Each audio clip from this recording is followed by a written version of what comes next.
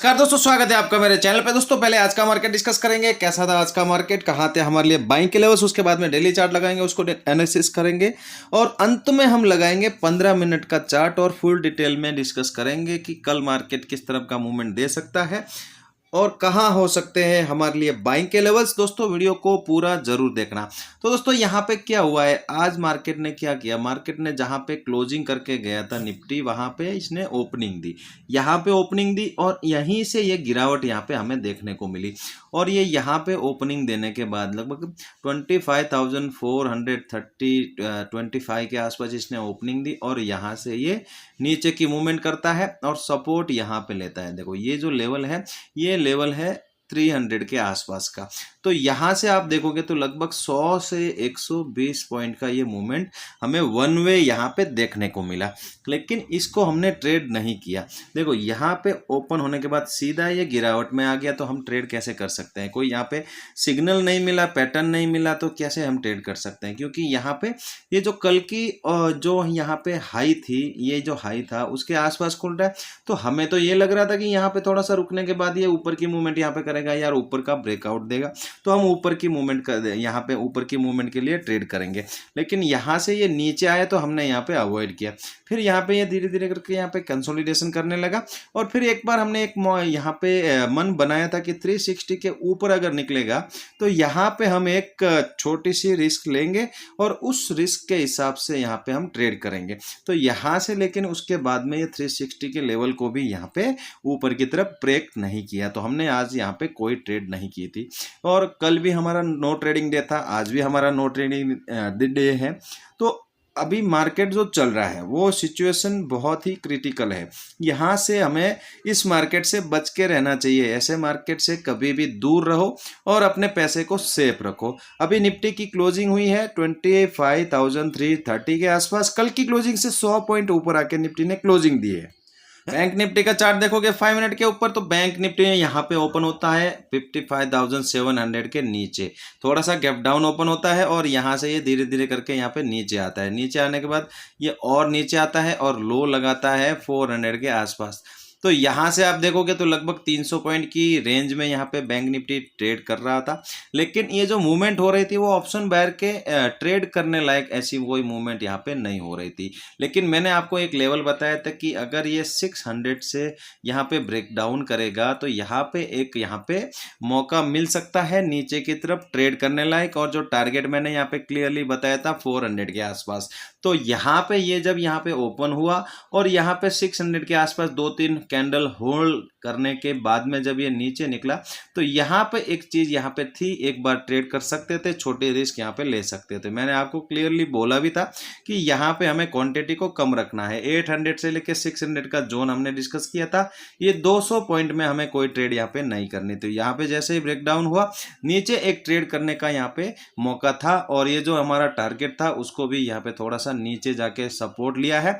तो ये टारगेट हमारा लिए मार्केट में हमने जो कल वीडियो में बताया था वो अचीव हुआ है। उसके बाद में बैंक निफ्टी थोड़ा सा ऊपर यहाँ पे गया और कंसोलिडेशन करने लगा, फिर साइडवेज हो गया।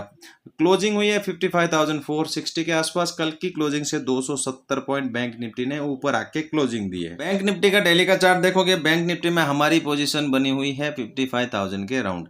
तो हमारा अब एसएल जो था वो ट्रायलिंग करके इस ग्रीन कैंडल के लो के आसपास का हमने लगाया था। तो अब ये मार्केट यहाँ से हाई लगाने के बाद, यहाँ पे 800 का हाई लगाने के बाद वापस यहाँ पे रिवर्स हो रहा है। तो हमारा जो एसएल है वो यहाँ पे इस ग्रीन कैंडल के लो के आसपास लगा हुआ है।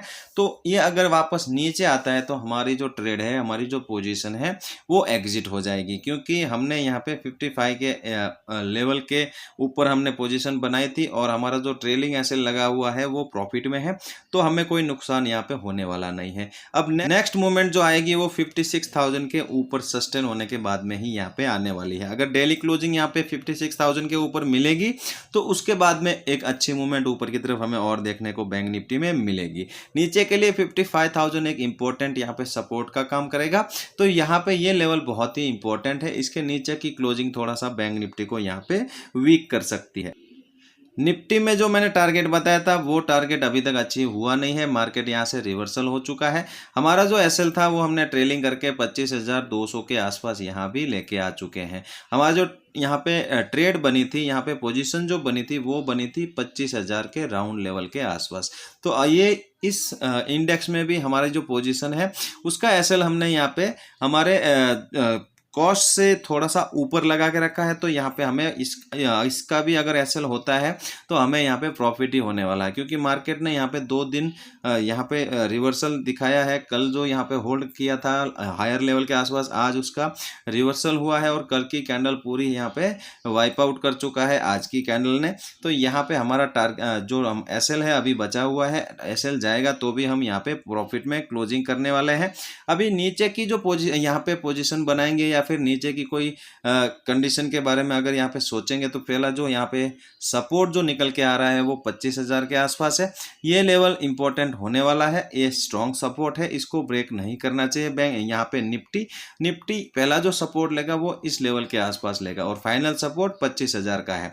इसके नीचे की क्लोजिंग थोड़ा सा यहाँ पे वीक करेगी निफ्टी को, तो उसके बाद में हम नीचे की यहाँ पे पोजीशन के बारे में भी सोच सकते हैं। तो दोस्तों निफ्टी में अगर कल आपको यहाँ पे ट्रेड करना है तो ये जो 3 दिन की ट्रेडिंग हुई है, पहले ये ट्रेडिंग फिर ये ट्रेडिंग और आज की जो यहाँ पे ये कंसोलिडेशन, यहाँ पे ये 3 दिन की ट्रेडिंग में हमें कुछ नहीं मिला है। ये एक ही रेंज में, एक ही जोन में, यहाँ पे आप देखोगे छोटी रेंज थी, यहाँ भी देखोगे तो एक छोटी सी रेंज थी। आज का भी मार्केट देखोगे तो पूरी छोटी सी रेंज में यहाँ पे ट्रेड कर रहा है, लेकिन इसमें एक सिमिलर जो थिंग्स है वो छोटी, यहाँ पे एक गौर करने लायक एक जो लेवल है वो है 300 का। बार बार मार्केट 300 से सपोर्ट ले रहा है, तो हमारे लिए इंपॉर्टेंट है 300 लेवल। अगर निफ्टी यहाँ पे कल ओपन हो इस लेवल के आसपास, देखो ये जो रेंज बनी है आज की, इस लेवल के आसपास अगर ओपन हो और ये ओपन होने के बाद में अगर 300 लेवल को अगर ये ब्रेक करे तो यहाँ से एक जो मूवमेंट है वो आपको लगभग 100 पॉइंट के आसपास मिल सकती है। नीचे की तरफ यहाँ पे आप अच्छी ट्रेड कर सकते हो, 25,200 के आसपास ये सपोर्ट ले सकता है, क्योंकि ये 3 दिन की ट्रेडिंग का लो है। तो ये लो जब ब्रेक होगा तो यहाँ पे एक गिरावट आनी बहुत ही जरूरी है। ये आ सकती है, बड़ी गिरावट 100 पॉइंट के आसपास की आएगी, लेकिन अगर यहाँ पे ओपन होने के बाद यहाँ पे इस हाई को अगर निकालेगा तो वापस ये इस हाई के आसपास आने की कोशिश करेगा। इस हाई के लिए आप कम क्वांटिटी में जा सकते हो। देखो यहाँ पे टारगेट छोटा है तो क्वांटिटी आप कम रखना। अगर ये गैप अप होता है इस हाई के आसपास और यहाँ पे अगर ये सस्टेन होता है और इस रेंज को यहाँ पे अपर साइड में यहाँ पे ब्रेक करता है, तो ऊपर एक लेवल है 500 का, तो उस लेवल के लिए हम जहाँ पे कम क्वांटिटी में जाएंगे। 500 सस्टेन होता है तो हम यहाँ पे अपनी क्वांटिटी ऐड कर सकते हैं और बड़े टारगेट के लिए यहाँ पे होल्ड कर सकते हैं।